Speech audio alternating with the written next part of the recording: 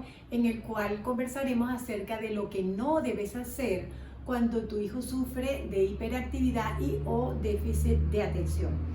Te comento que cuando era pequeña salimos por primera vez del país y viajamos a España a conocer a nuestra familia. Y bueno, ahí los conocimos a la mayoría de ellos que no teníamos en cuenta cuán grande era nuestra familia. Uno de estos tíos tenía un hijo, tanto su hijo mayor como su hijo menor padecían de síndrome de Down. Esa es una circunstancia que tal vez en ese momento a mi corta edad no entendí en qué consistía, creo no haber establecido ninguna diferencia, más debo haber escuchado algún comentario de los adultos en relación con lo que significaba ese padecimiento.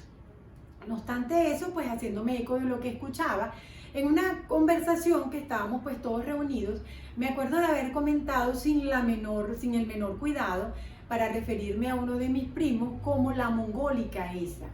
En ese momento recibí un impacto de una cachetada de uno de mis padres, que créanme no era su conducta habitual, y me impetó diciéndome: tu prima no es la mongólica esa, tu prima tiene nombre. En ese momento, claro, eso fue de verdad terrible. Yo me aislé, nadie me explicó cuál había sido la razón por la cual me habían golpeado, tampoco en qué consistía el síndrome de Down.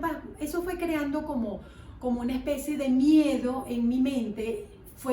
Comenzó a crearse, a fomentarse una creencia negativa en relación con los padecimientos de salud, con el síndrome de Down, que más adelante lo que hizo fue cultivarse más, fomentarse más cuando otra tía quedó embarazada en edad adulta de un niño bellísimo con síndrome de Down.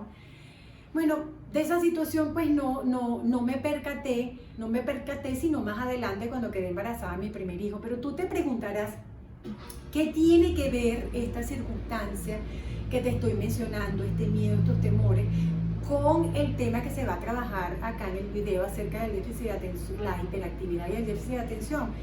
Pues te comento que tiene mucha relación, porque básicamente consiste en ese tipo de cosas que vamos fomentando, que vamos creando. No me había dado cuenta de ese miedo tan terrible que se había generado en mi mente en relación con los padecimientos de salud. Había llegado a entender en lo más profundo de mi mente que un niño con un padecimiento de salud, un niño con síndrome de Down, era como una especie de desgracia. Y se puede llegar a convertir en experiencias que tú atraes, que tú fomentas. Y básicamente pues eso fue lo que me ocurrió. No sé si fue que lo atraje, pero bueno, en cierto sentido lo relaciono, porque realmente fue para mí muy terrible cuando yo me enteré que mi hijo tenía un padecimiento de salud, y más adelante entender que mi hijo sufría de hiperactividad y déficit de atención. Bueno, ese temor que se fomentó en mi mente, esa creencia tan terrible, me di cuenta que era tan fuerte cuando quedé embarazada de mi primer hijo. En ese momento me acuerdo que fui a un primer ginecólogo que me habían recomendado. Y bueno, ese ginecólogo lo que hice fue sentirme peor. Le hablé de mi temor, de mi necesidad de practicarme pruebas genéticas para saber si mi hijo venía bien o no. Bueno, ese médico me habló de probabilidades, de posibilidades, y bueno, yo me sentía tan vulnerable que bueno, lo que hice fue que cuando llegué a mi casa me encerré en mi baño a llorar. Típico.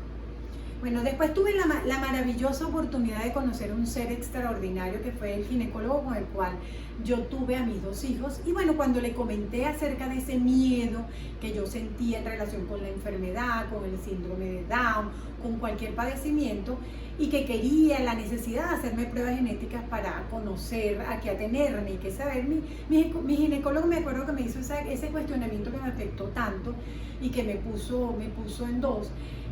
Raquel, si tú te enteras que estás embarazada de un niño que viene con problemas, ¿qué harías? ¿Lo tendrías o no? En ese momento me di cuenta que bueno, ya mi hijo yo lo amaba, que no había opción alguna, que yo quería y deseaba tener a mi hijo, pero ese miedo igual se siguió alimentando. O sea, no lo pude disipar, seguía sintiéndome con temor. Entonces por momentos ese miedo, de ese amor profundo, esa emoción grandísima que yo sentía de estar embarazada de mi primer hijo, se mezclaba con ese profundo miedo. con ese profundo miedo que sentía acerca de la enfermedad, de si mi hijo venía, bueno, vivía de verdad en una constante angustia, sentía mucho temor, un temor que no lo comunicaba, no lo hacía conocer a nadie más que, bueno, a mi ginecólogo. Sin darme cuenta, pues bueno, a lo largo de mi embarazo fomenté esa actitud y tal vez atraje en cierto sentido unas experiencias que tenía que vivir necesariamente y enfrentar. Tal vez era mi alma o tal vez no era mi alma, entendiendo que era algo que tenía que vivir, que tenía que experimentar y que tenía que decidir cómo enfrentarlo. Mi embarazo fue maravilloso, tuve a mi primer hijo, ya desde el 7º mes sabía que mi hijo venía con un problema de salud ligado a su riñón izquierdo, que fue un tema que se trabajó en un video anterior. Más cuando mi hijo nació, desde pequeñito comenzamos a notar que él manifestaba una intranquilidad inusual. Era un niño que le costaba descansar desde pequeño. Bueno, ya cuando empezó a gatear se bajaba de la cuna, nos llegaba al cuarto y no sabíamos cómo hacer, le coloqué un colchón para que el niño no se cayera, se brincaba por todos lados, se encaramaba en los techos. En el colegio, bueno, empezó a tener muchos problemas desde que ingresó en el maternal para estar tranquilo, para acatar órdenes. Nunca esperaba su turno, siempre se entrometía. Bueno, todo este tema pues exigió una dedicación determinada y esa experiencia para mí me llegó inclusive a un nivel, me llevó como al nivel del colapso. O sea, llegó un momento que realmente me sentí muy mal y bueno, volví a levantarme, volví a caer, volví a surgir y se convirtió en un actuar constante. Pero esa experiencia es tan maravillosa, fue tan valiosa, que entendí que era tan valiosa que debía comunicarla, que es una experiencia que ya no me pertenece y al no pertenecerme tengo el deber de comunicarla. Así que, ¿qué hacer frente a una situación como esta? ¿Cómo dirigirte? En función del conocimiento unido y ligado a la experiencia por la que viví a lo largo de varios años, que me obligaron a estar profundamente inmiscuida con la salud de mi hijo, con su avance, con no solamente la de él, sino de mi otro hijo que también sufre de hiperactividad. Yo te puedo señalar 2 bloques de consejos. Divido esos consejos y esas recomendaciones en función de 2 bloques. Uno que tiene que ver contigo como persona, qué es lo que debes hacer como ser humano, como madre, como esposa, como hija, como persona que pertenece al mundo frente a una situación como esa. Y el segundo bloque que se relaciona con tu hijo.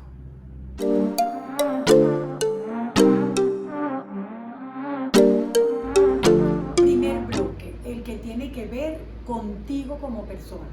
Tienes que entender que fundamentalmente todas las situaciones que se presenten en tu vida se tratan básicamente de ti, de cómo te quieres ver, de quién quieres ser frente a una circunstancia determinada, de si quieres enfrentar esa circunstancia desde el amor o desde el temor, si quieres huir o quieres quedarte, si quieres actuar o hacerte la loca. Todo lo que se nos presenta en la vida es porque es una maravillosa oportunidad que nosotros tenemos para accionar, para actuar, para ver cuál puede ser y llegar a ser la mejor versión de ti misma. Es una maravillosa oportunidad y a través de la experiencia es una de las formas que tú tienes para alcanzar el anhelo de tu alma, para saber a qué viniste, para entender a lo que tú puedes llegar. Segunda recomendación en relación con tu persona. Tienes que entender que no es tu culpa. No es tu culpa. Lo más normal y lo más lógico es que el primer pensamiento que te llegue cuando te enteras que tu hijo tiene algún padecimiento de salud o que tu hijo tiene, como en este caso, déficit de atención y un problema severo de hiperactividad, es que pienses que se trata de algo que tú hiciste, de algo que no hiciste, de algo que comiste, de algo que generaste, que te alimentaste mal, que ese día de repente consumiste una pastilla que no era, en fin. Eso es un sentimiento normal, mas no debes perdurar en ese pensamiento, porque realmente eso no te ayuda para nada, no ayudas a tu hijo, no te ayudas a ti misma. Tienes que generar un accionar, tienes que ponerte en acción de manera que no te quedes paralizada, actúes y brinques por encima de ese sentimiento que realmente no ayuda para nada. Sin embargo, si lo sientes, entiendes que es algo normal, que tienes que padecerlo, pero tienes que brincar por encima de él en forma inmediata y poner acción. Tercera recomendación. Es importante que averigües a qué te enfrentas. Por lo general, se trata de situaciones que nos llenan de mucho miedo, fundamentalmente porque no sabemos a qué atenernos, no sabemos nada al respecto. Si hay algo que tú no conoces, cuando no lo conoces, no sabes cómo reaccionar, no te atienes a eso. Recuerdo que tengo dos amigas muy queridas que cuando los diagnosticaron a uno de sus hijos con autismo y al otro con Asperger, en ese momento yo no sabía absolutamente nada, hace unos 20 y pico de años, en qué consistía ese tipo de trastorno, ese tipo de padecimiento. Cuando tú no sabes en qué consiste, no tienes una información en relación con eso y es como si esa circunstancia no existiera. Al no saber en torno a eso, entonces no sabes cómo actuar. Entonces es fundamental que busques información, que busques el diagnóstico que tú necesitas para saber a qué atenerte.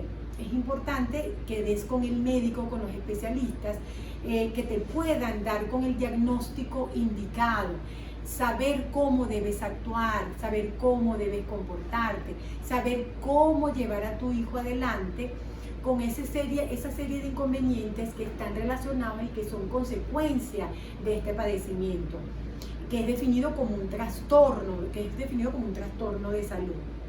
Es muy importante que sepas a qué atenerte, que sepas cómo actuar, y eso te hace sentir mucho mejor, te hace sentir bien en relación con esa circunstancia.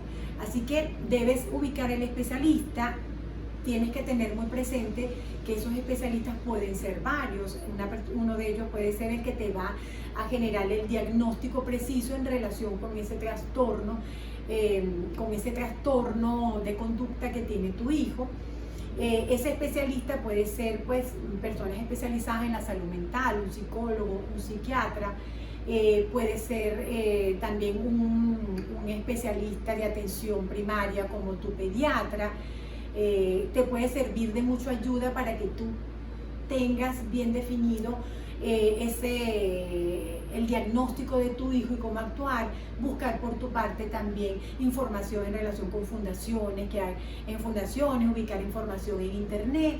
Por lo general estas fundaciones están muy inmiscuidas en este tema porque están conformadas por personas especializadas y también por personas que están viviendo situaciones similares por las que tú estás pasando. O sea que esa información que ellas te van a dar es de primera mano y es una información muy necesaria que te va a nutrir. Así que mantén tu mente abierta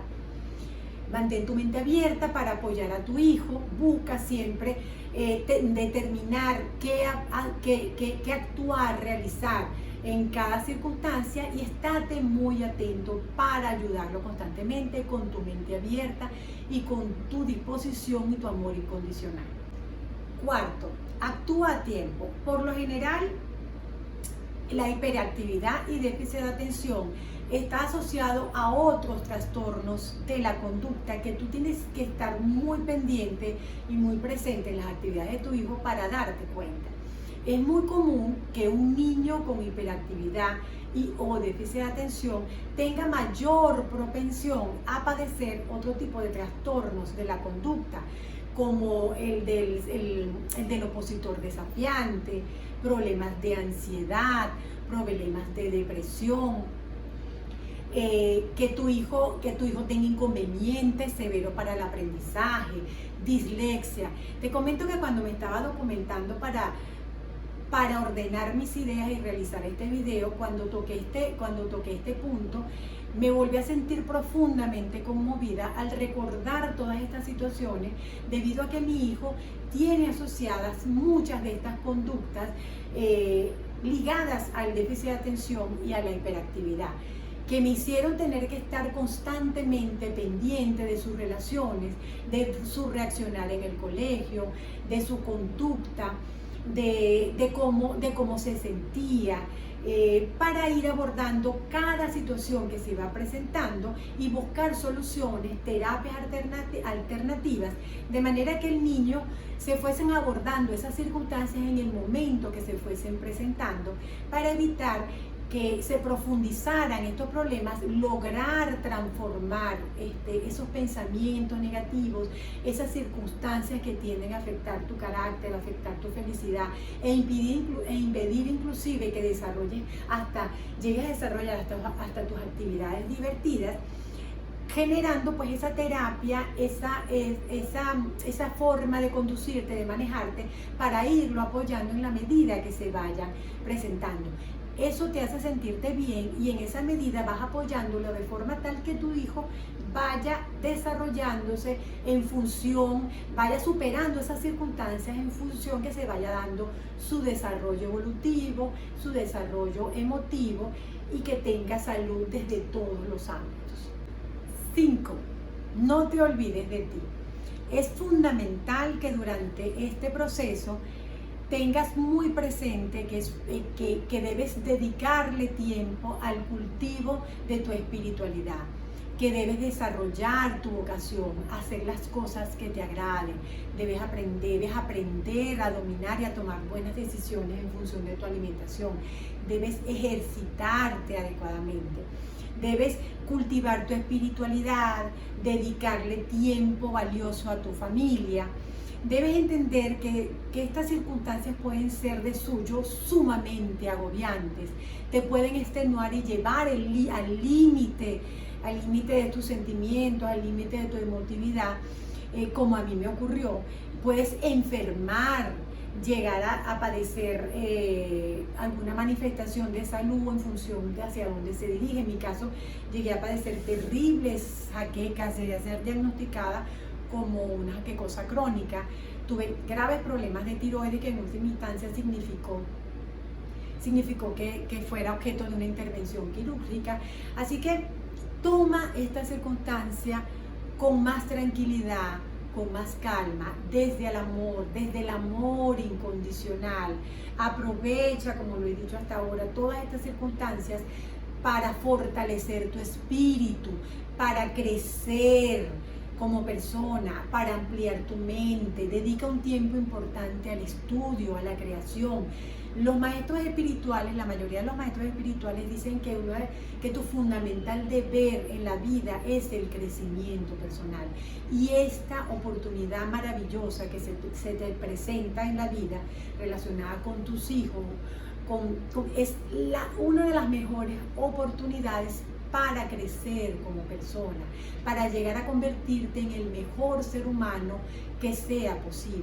Pero no te olvides de ti, no te aísles de tu familia, cultiva tus relaciones con tu esposo, con tu mamá, con tus hijos en términos generales, con tus sobrinos, con tus amigos. Las relaciones son tierra abonada para desarrollar y para experimentar quién quiere ser y quién debe ser. Así que no te olvides de ti y ámate profundamente para que puedas amar a los demás.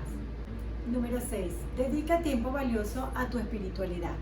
Una práctica que me ha ayudado muchísimo a lo largo de estos años, y fundamentalmente en esas situaciones por las que padecí, que viví, que pueden ser pues bastante frustrantes o te pueden llevar al límite de tu emotividad, es dedicar un espacio fundamental a la meditación. Convierte la meditación en un contrato social, como dice el reverendo Michael Bedwith, sin el cual no puedas salir de tu casa.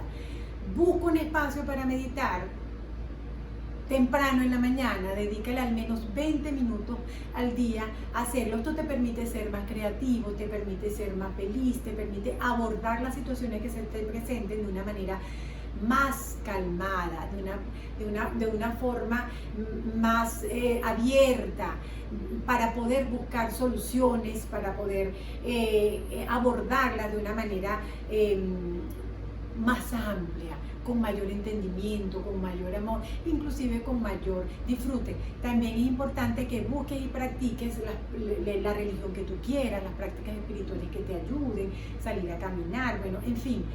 Dedícale un tiempo fundamental a tu espiritualidad, porque a partir de ahí puedes lograr grandes cosas y te permite mantener tu espíritu y tu mente abierta al desarrollo de tu alma. Número 7. Diviértete muchísimo, deja de sufrir tanto, de considerarte que eres un mártir. Haz como dice Jeffrey Allen, uno de los autores que más me encanta, que es director de un programa que se llama Dualidad.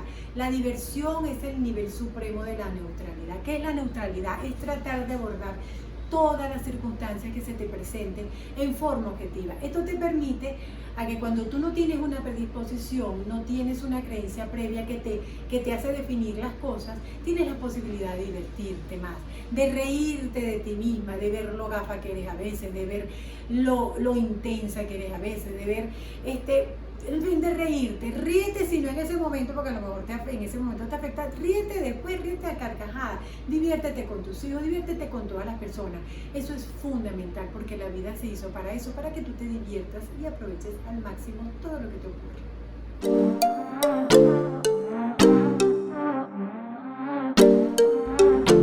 Segundo bloque de recomendaciones, las que están relacionadas con tu hijo.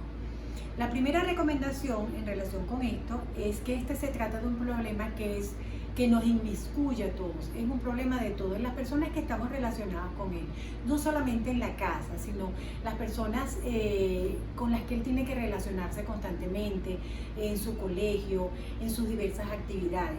Es fundamental que lo que tú tengas un diagnóstico conocido, ya tengas un diagnóstico determinado y sepas cómo actuar, hagas conocérselo a las personas en la medida de lo necesario, ni mucho, sino lo necesario. Que en el colegio sepan que tú estás actuando, eso es fundamental, conozcan que tú estás en conocimiento de la situación, que tú estás actuando al respecto, que estás haciendo lo que es adecuado en función del desarrollo y de los problemas que se le van presentando a tu hijo, y también que les hagas conocer en qué consiste y que necesitas contar con su apoyo.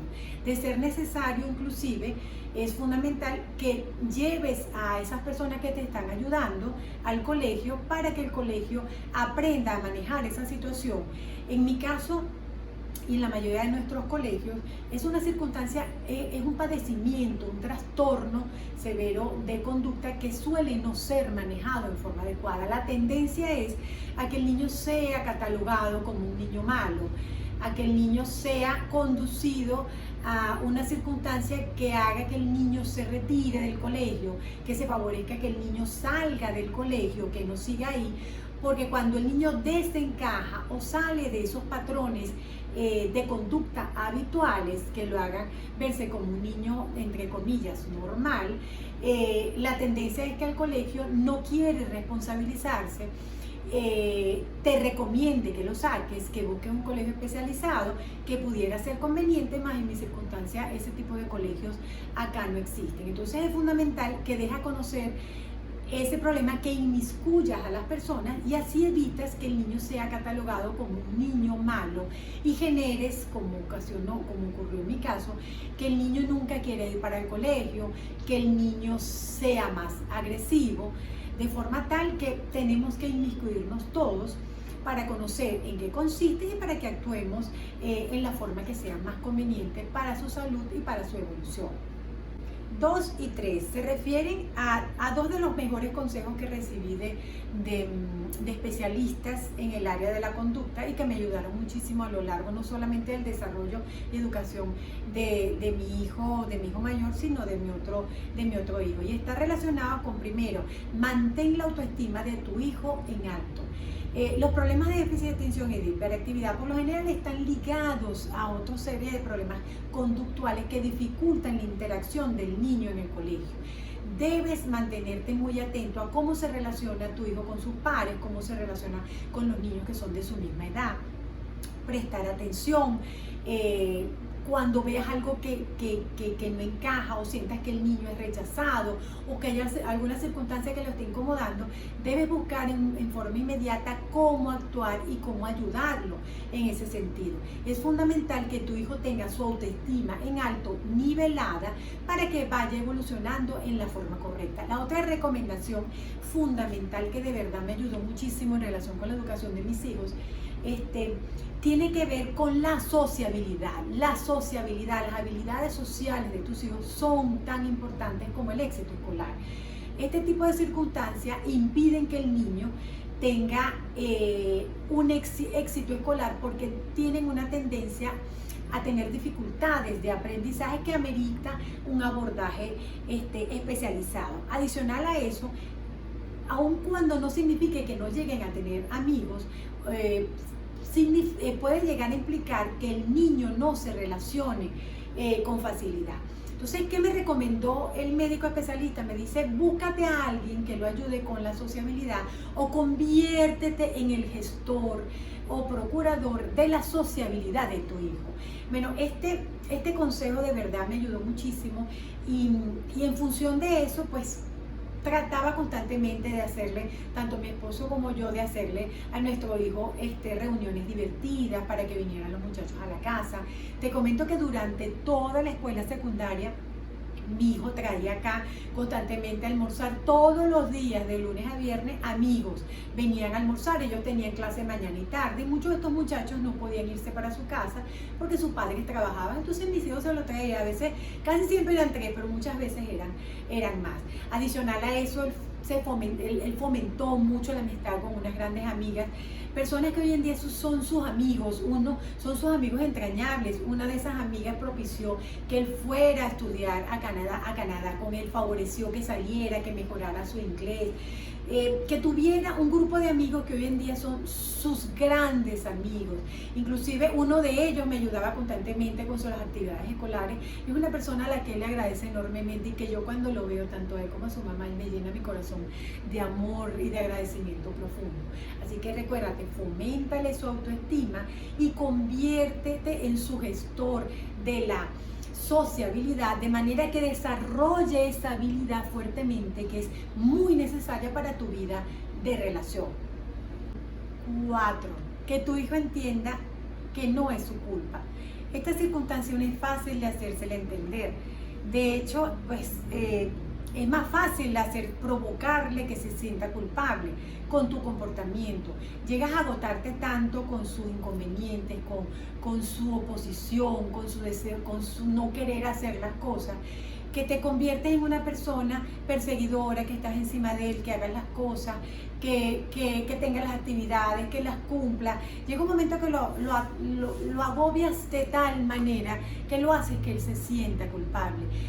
Y no es así, o sea, es determinante en su salud que él entienda que no es su culpa, que es una condición que no solamente padece él, sino que padecen otras personas, que tiene que aprender a sobrellevarla, que más adelante cuando él se estabilice, aprende a sobrellevarla como cualquier otro inconveniente, como cualquier otro trastorno, que es algo normal, que aqueja a un porcentaje importante de la población. Gracias a Dios y afortunadamente, mi esposo, aun cuando no fue diagnosticado, mi esposo padece de hiperactividad. Eso lo ayudó, esta circunstancia, este diagnóstico, a entenderse a él, a también hacerme entender lo que él sufrió y padeció, para poderlo ayudar con ese conocimiento, con esa experiencia, de forma tal que el niño asuma que es algo que tiene que aprender a sobrellevar, con lo cual tiene que aprender a vivir para que llegue a estabilizarse y bueno, ya llega a saber qué es lo que puede hacer, qué es lo que no puede hacer. Gracias a Dios nosotros tampoco le hicimos entender que era una persona enferma, porque no es una persona enferma, es una persona con una condición con la cual tiene que aprender a vivir. Así que hácelo entender, respétalo, como luego llegamos a entenderlo, que él asuma sus decisiones, respétalo, dale opciones, pero que él las asuma, las entienda y asuma las responsabilidades de sus actos. Eso es fundamental. Número 5. Trata a tus hijos en forma similar y equilibrada. Es común que cuando uno de tus hijos tenga un padecimiento, te exija más atención y más desgaste de tus energías. La idea es hacérselo entender a tu otro hijo en la medida que él lo entienda, más aún cuando te puedo decir que aunque él lo entienda, llega un momento que no le importa. Él es tu hijo y necesita su atención, necesita saber que tú eres el objeto también de su atención y se encargan, te lo puedo decir, de hacértelo conocer. Que porque tú lo tratas mejor a él, que porque tú le dedicas más tiempo a él. Es importante buscar un equilibrio frente a estas circunstancias, fomentar que tus hijos realicen actividades juntos, que compartan, que se entiendan, que se apoyen. El hecho de que tu hijo tenga un trastorno de conducta no significa para nada que tu hijo no tenga sus habilidades y no tenga sus competencias, no tenga su inteligencia, todo lo contrario. Por lo general son personas con un intelecto y una información muy elevada. Es importante que fomentes que ellos que aprendan a amarse en las diferencias, que aprendan a respetarse, fomenta la solidaridad entre ellos, que se lleven bien, que se respeten, que se sincronicen, que no obstante tener sus individualidades, que aprendan a sobrellevarse, que se apoyen. Hoy en día te puedo decir, al principio eso era terrible, yo decía, Dios mío, cuando estos niños van a empezar a llevarse bien. Mas hoy en día se llevan bastante bien, se respetan, se aceptan, lo asumen que son hermanos, son bastante solidarios entre ellos, aunque te puedo decir que igualitos siguen peleando, pero bueno, eso es normal y eso es típico. Número 6. Dales a tus hijos el maravilloso regalo de enseñarlos a alimentarse en forma adecuada. Es muy común que cuando uno de tus hijos tiene un padecimiento de salud, tú tiendas a quererlo consentir y darle aquellos alimentos que de acuerdo con tus creencias sobre la alimentación son los que a ellos le deben gustar más. En mi caso cometí el error en función de una mala información y de la forma como me educaron acerca de la alimentación a fomentar, darles en momentos de agobio, en esos momentos que necesitaba hacerle muchos exámenes, y que se sentía pues realmente frustrado frente pues a tantas evaluaciones, someterlo a tantas guías, a tantas especialistas, a consentirlo con azúcares y con harinas refinadas. Si tuve el acierto de que la alimentación fuese sana en cierto sentido, alejarlos de la salsa, de las bebidas endulzantes, más si cometí ese error, y eso es fundamental, buscar la información que sea necesaria para que aprendas a alimentarte en forma adecuada, alejes a tus hijos, no solo a tus hijos sino a ti misma, de ese tipo de alimentos que no solo son inadecuados y que te alejan de la salud, sino que no te ayudan a mantener la calma. Los azúcares y las harinas refinadas favorecen que el niño se altere más. Es importantísimo que en el momento en el que ellos pueden aprender a sobrellevar una alimentación adecuada, que es cuando están bajo tu cuidado, cuando son pequeños, desde ese momento tú fomentes las prácticas alimenticias adecuadas, que no consuman lácteos, que no consuman exceso de azúcares, que las azúcares que vayan a consumir sean azúcares naturales a través de la ingesta de frutas, que consuman otros tipos de harinas, de carbohidratos, no de harinas, de carbohidratos complejos que tengan contenidos de vitaminas y de minerales para que el niño crezca, para que el niño tenga mayor vitalidad, para que el niño tenga salud. Esto ayuda a que el niño y la familia lleguen a ciertas edades en mejores condiciones físicas, en mejor condición de salud, en mejor condición mental y que tengan las energías necesarias para acometer las actividades que se nos presentan a diario. Por último, tienes que entender que el acto de criar y educar a tus hijos es una de las mejores formas para tú alcanzar tu desarrollo como persona. Tienes que entender que tus hijos no te pertenecen, que ellos no te pertenecen, que tú no eres su maestro, sino que fundamentalmente tus hijos son tus maestros, ellos son los que te están enseñando a ti a convertirte en un mejor ser humano. Así que en definitiva, yo entiendo que esta circunstancia por la que tuve que atravesar, adicional a algo que atrajo mi alma, fue una de las circunstancias, de las oportunidades más maravillosas para convertirme en la mejor versión de ser humano que podía ser hasta ese momento. O sea, la beneficiada con todo esto no fueron mis hijos, sino fui yo fundamentalmente. Y por eso quiero entregarte esto, para que puedas entender cuándo ocurren estas cosas, para que te concientices, para que apoyes y ayudes a otras personas, porque conocer a qué atenerse y cómo actuar ayuda a que el proceso sea más feliz, a que el proceso sea más divertido, a que las personas se desarrollen y puedan disfrutar cada una de sus etapas con una autoestima adecuada, divirtiéndose, entendiendo por lo que están pasando y bueno, sencillamente experimentando y convirtiéndose en mejores seres humanos. Recuerda que la felicidad no solamente es tu opción, la felicidad es tu deber.